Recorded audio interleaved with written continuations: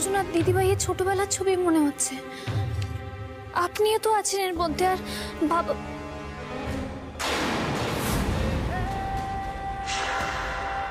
এইগুলো হলো আমার একমাত্র সুখের স্মৃতি। আমার স্বামী, আমার সন্তানদের নিয়ে সুখে কাটানোর দিন।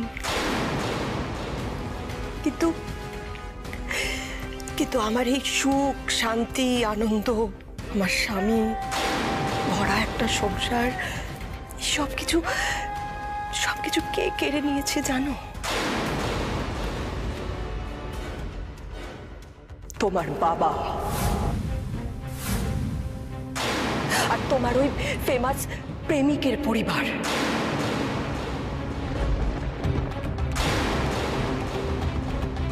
এরপরেও তুমি আশা করবে যে আমি তোমাকে আশীর্বাদ করব, আমার ছেলের বউ হিসেবে তোমাকে মেনে নেব? কখনো না। আমি শুধু তাকেই আশীর্বাদ করব যে এই সব কিছুর বদলা নিতে পারবে, আমার স্বামীর অকাল মৃত্যুর প্রতিশোধ নিতে পারবে।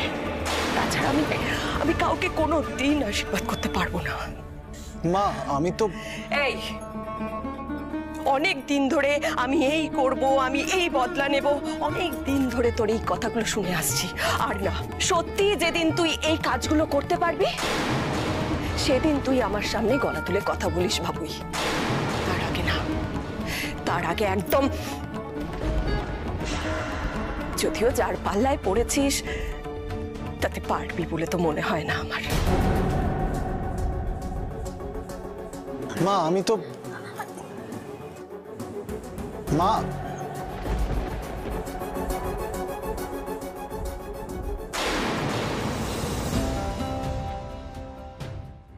নীলুর মনের ক্ষতটা এখনো কাঁচা আছে, বুঝলি? আমরা দাদারা ওকে যতই বোঝাই, যতই শাসন করি, কিন্তু কিছুতেই ওর ক্ষতটা আমরা ভরিয়ে দিতে পারিনি। এটাই বোধহয় আমাদের সবচেয়ে বড় ফেলিওর। দেখ, এবার তুই পারিস কিনা। একটু ধৈর্য ধর, আমার মেয়ে তোকে ঠিক মেনে নেবে। মা, আমি বলি কি, আপনি এবার আশীর্বাদটা শুরু করুন। ছেলে মেয়ে দুটো আর কতক্ষণ দাঁড়িয়ে থাকবে বলুন?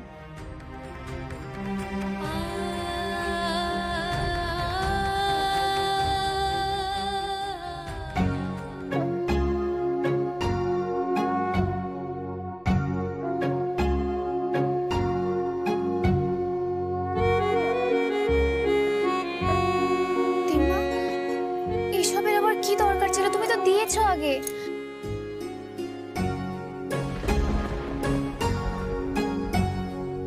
হ্যাঁ সত্যি তো, সেদিন তো ওকে পাপড়ি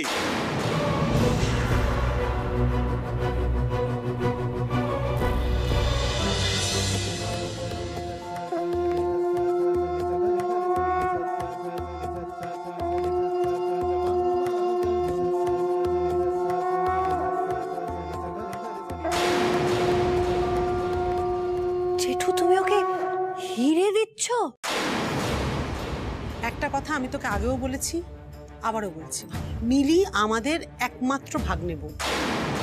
ওর প্রতি ওর 3 মামার একটা কর্তব্য আছে। তোদের প্রতিও তোদের কাকা, বাবা, জ্যাঠাদের কর্তব্য আছে, সেটা তারা ঠিক পালন করবে। তোদের তো সেটা নিয়ে মাথা ঘামাতে হবে না।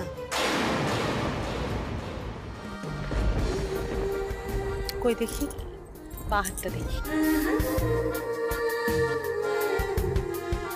ঠাকুরের সিঁদুরে ছুঁয়ে আনা নোয়া এটা, এ স্ত্রীর চিহ্ন। যদিও এটা শাশুড়ি মাই পরান, কিন্তু বাধ্য হয়ে, সে যাই হোক, যত্ন করে রেখো, আর কোনোদিন হাত থেকে খুলো না, কেমন?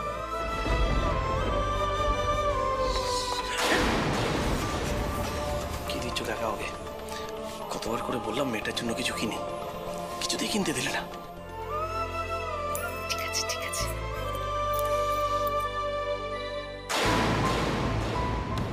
তুমি এইটা মিলিকে দেবে? এত হালকা একটা গয়না, তাও পুরনো? মানে মেয়েটার সাইজ দেখো, এইটুকু মেয়ে, ওকে ভারী গয়না পরলে মানাবে নাকি? আর তাছাড়া ওর গলায় ব্যথা করবে না। তাও তো এটাই ভালো লাগবে। আমরা তো নাকি? হ্যাঁ বসি।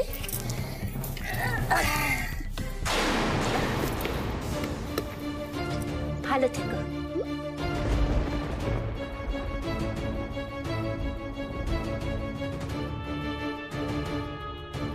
আশীর্বাদ করি তোমাকে, গুন্ডামি ছেড়ে এবার একটু রোজগার পাতিতে মন দাও। কেমন? নমস্কার করো।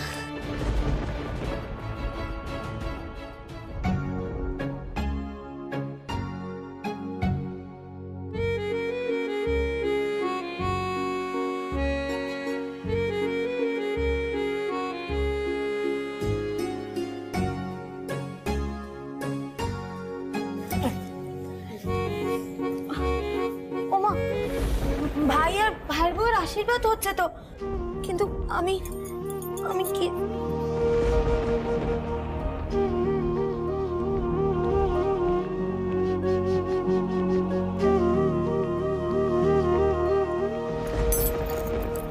দিদিভাই এটা আবার কেন? শোন ভাইয়ের বউ, শ্বশুর বাড়ি ছেড়ে না কোনোদিন যাবি না। শ্বশুর বাড়ি ছেড়ে গেলে না কষ্ট হয়।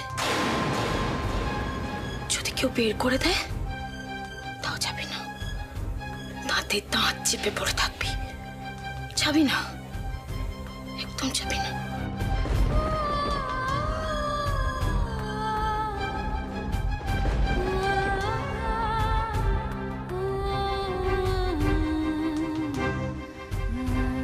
আন্টির কষ্টটা আমি বুঝলে ওই গোল্ডেন ডেজ আমি কখনোই আন্টিকে ফিরিয়ে দিতে পারবো না, কিন্তু দিদি ভাইয়ের এই কষ্ট কি আমি দূর করতে পারবো না কোনোভাবে?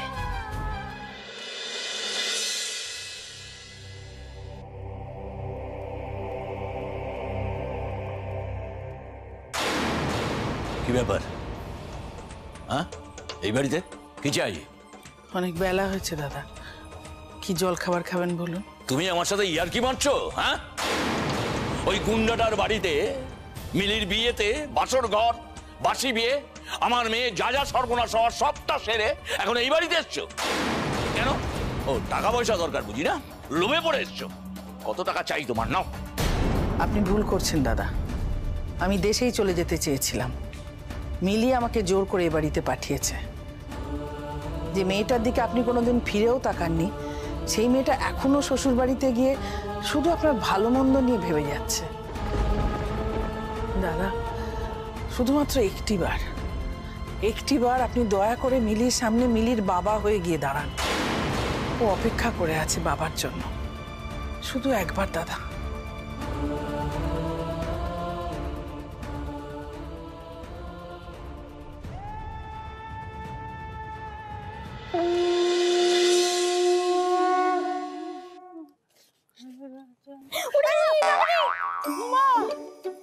কি কাণ্ড!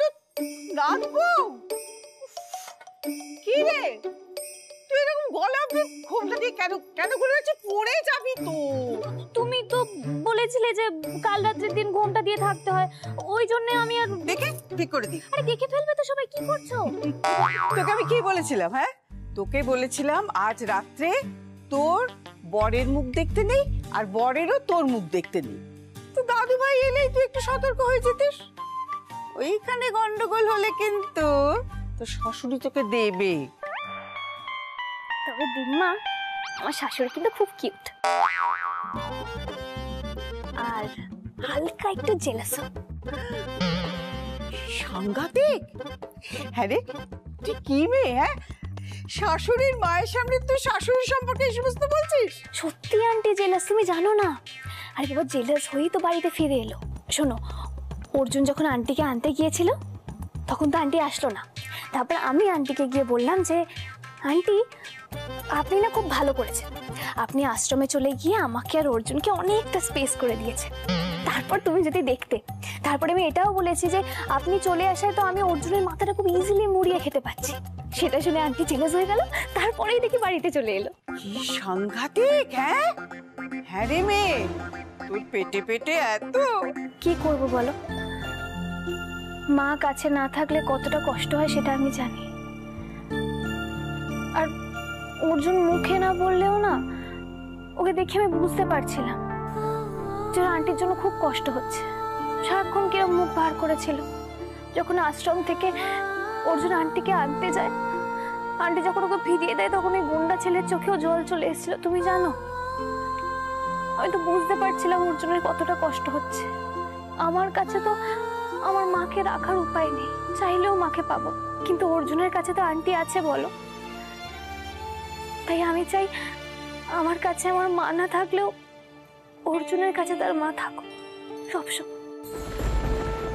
মা বকুক মারুক যাই করুক, মা তো মাই হয় বলো দিম্মা। কে বলেছে তোর মা নেই?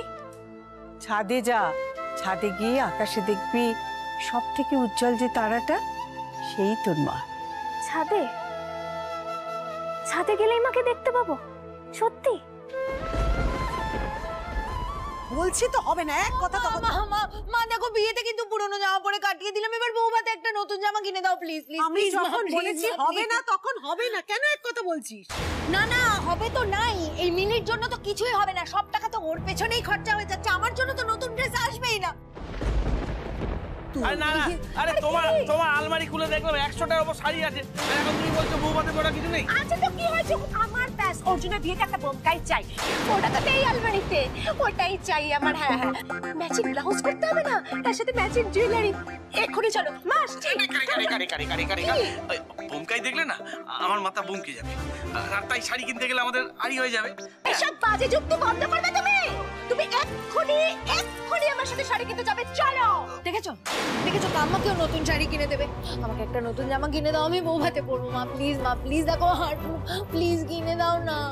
আরে তোমরা কি ঝগড়া শুরু করেছো? বস্তি থেকে শোনা যাচ্ছে তোমাদের গলা। এই শোন, ঝগড়া তো হচ্ছে শুধু তোর জন্য, বুঝলি?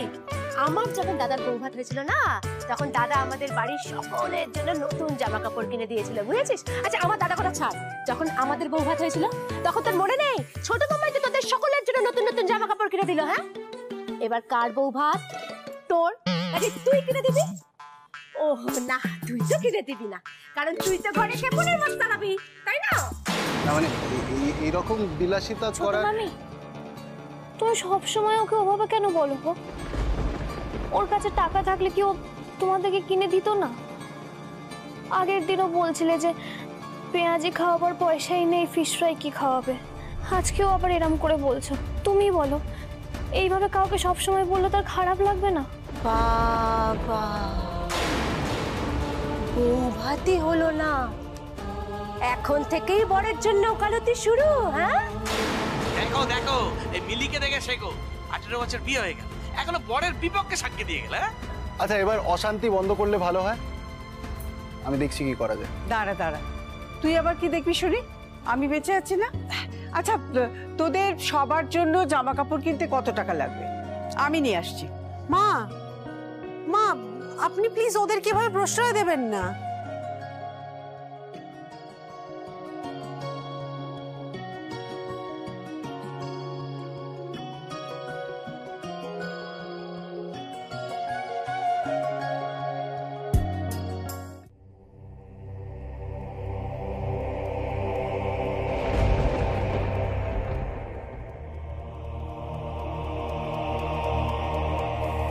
তিম্মা যে বললো ছাদে আসলে তারাদের মধ্যে মাকে দেখতে পাবো, কই এত হাজার হাজার তারার মধ্যে মা কোনটা সেটা তো বুঝতেই পারছি না।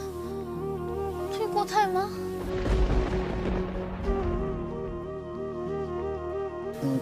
মিলি, এ কি আপনি এখানে কেন হঠাৎ?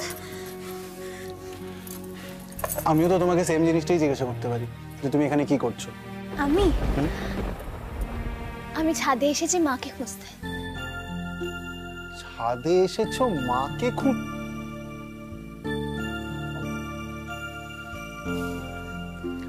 তা পেলে মাকে?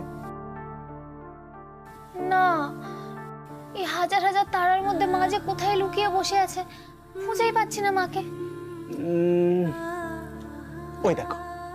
ওই দেখো তোমার মা। আমার মা? কই কোনটা? এক মিনিট। আপনি কি করে জানলেন ওটাই আমার মা? আপনি তো আমার মাকে কখনো দেখেনি। তাতে কি হয়েছে? আচ্ছা মিলি, তুমি ওই তারাটার নাম জানো? না। ওই তারাটার নাম ধ্রুব তারা। ধ্রুব তারা? আমার বাবা, তোমার মা, সবাই ওই তারাটাই। আমার মা, আপনার বাবা সবাই ওই ধ্রুব তারায়? আকাশের সবচেয়ে উজ্জ্বল তারা ধ্রুব তারা। মাঝ সমুদ্রে নাবিকরা যখন দিক হারিয়ে ফেলে তখন তারা চোখ রাখে ওই ধ্রুব তারার ওপর।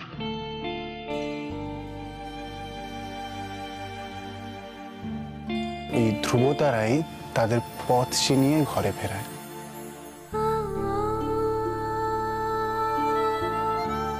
ভরসা দেয় নাবিকদের যে তুমি পথ হারাওনি, তুমি পারবে, ঠিক পারবে। আবার আবার সঠিক পথটা চিনে ঘরে ফিরবে।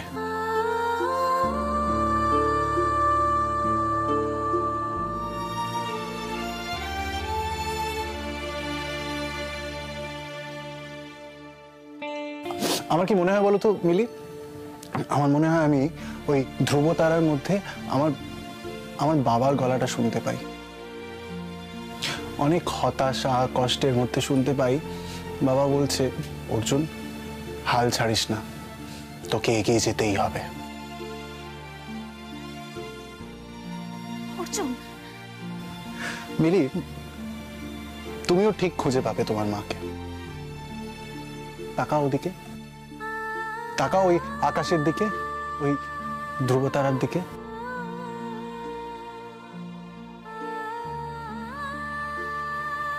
মা, ও মা, মা গো, মা, মা কোথায় তুমি?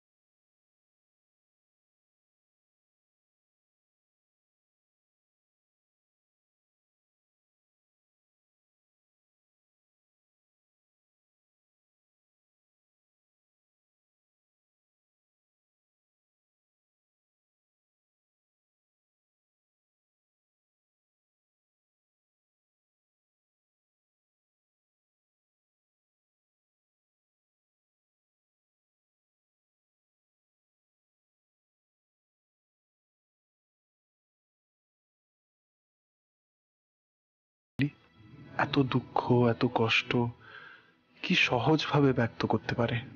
আমি তো পারি না। কি ব্যাপার? হ্যাঁ অর্জুন, মিলি, আজকে না কাল রাত্রি তোমাদের দুজনের মুখ দেখা বন্ধ আর তোমরা দুজনে লুকিয়ে লুকিয়ে প্রেম করছো। দাঁড়াও দাঁড়াও, আমি এক্ষুনি দিদিকে গিয়ে বলছি। দিদি, সূর্য, এই দেখো।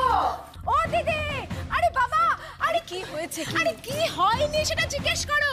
আজকে কাল রাত্রি হ্যাঁ দুজনের মুখ দেখা বন্ধ, কিন্তু তোমার ছেলের বউ ছাদে গিয়ে তোমার ছেলের সাথে প্রেম করছে। হ্যাঁ তোমার ছেলের বউ না একটা অমঙ্গল না এনে ছাড়বে না। ছি ছি ছি ছি ছি ছি ছি ছি ছি ছি। দেখো, কিছু বলবে না? কি গো মিলি, আই মিলি, এক্ষুনি ছাদ থেকে নিচে নেমে এসো। কি হয়েছে? আরে দাদা, কি হয়েছে? আরে কি হয়নি সেটা জিজ্ঞেস করুন। মিলি? হ্যাঁ মরেছি মিলি? মরেছি। ও না, ওর সাথে কি করে হবে? ও তো আমার সঙ্গে আমার ঘরে দাওয়া খেলছে। কি? হ্যাঁ। বড়দা, কি তুমি কি বলছো বলো তো? আমি দাওয়া খেলছে। আরে কি হয়েছে? এত চিৎকার চেঁচামেচি কিসে? আরে মিলি ছাদে কি করে হবে? আমি তো মিলিকে বস্তিতে পাঠালাম ফুচকা খাওয়ার জন্য। হ্যাঁ হ্যাঁ। আরে কি হয়েছে, চিৎকার করছো কেন? শোনো শোনো শোনো আর মিলি তো রান্না করে গেছে ওই চানাচুর আনতে। আমি কি ঘাসে মুখ দিয়ে চলি নাকি? হ্যাঁ, কি কি বলছিস শুনতে পাচ্ছি? আমি কি ঘাসে মুখ দিয়ে চলি? ওই মিলি একই সঙ্গে তোমার ঘরে নাকি দাবা খেলছে, মেজদা বলছে বস্তিতে ফুচকা খেতে গেছে, আর তুই বলছিস ছোটদা রান্নাঘরে গেছে চানাচুর আনতে। ইয়ার কি হচ্ছে নাকি?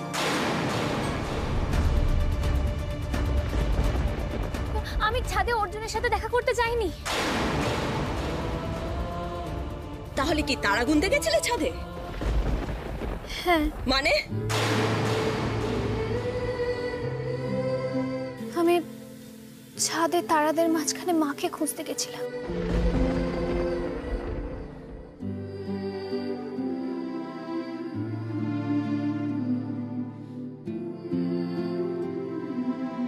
আমি তো মাকে খুঁজেই পাচ্ছিলাম না। তারপরে অর্জুন আমাকে তারাটা খুঁজে দিল। ও বলল দূর আকাশে যে ধ্রুব তারা আছে, যে সব থেকে বেশি উজ্জ্বল, সেই নাকি আমার মা।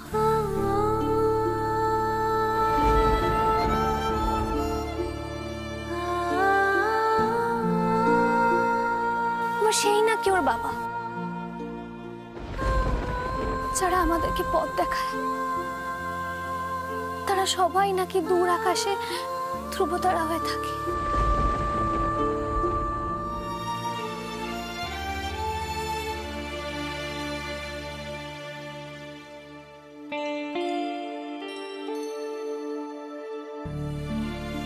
বিশ্বাস করুন, আমি অর্জুনের মুখ দেখিনি।